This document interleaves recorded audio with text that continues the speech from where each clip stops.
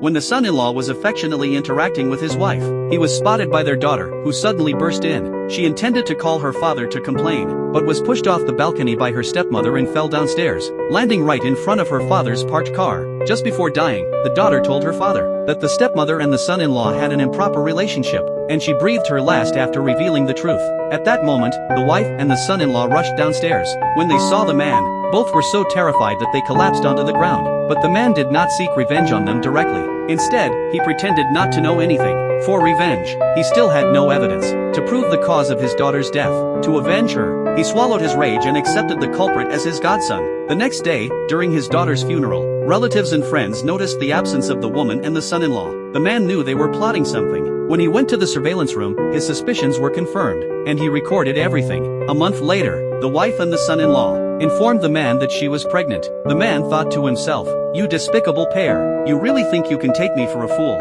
At this point, the man not only wanted his wife to give birth to the child, but also promised to take good care of her during pregnancy. The son-in-law was thrilled, for not only would someone else care for his girlfriend, but he would also inherit the man's fortune.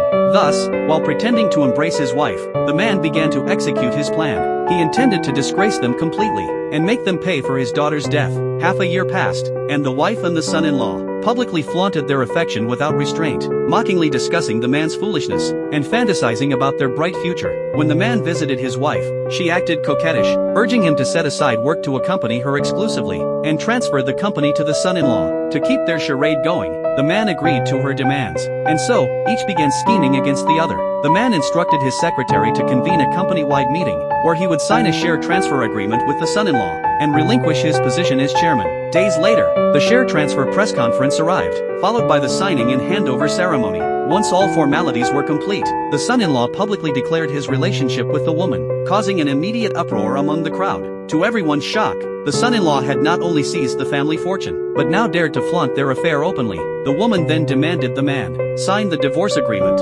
leaving him with nothing. The man signed without hesitation. Triumphantly, she said to the son-in-law, "Now we can finally be together legitimately." At this, the man interjected, "You spent so long planning this big surprise for me, and I've prepared a gift for you too. Did you forget? Today is the anniversary of my daughter's death.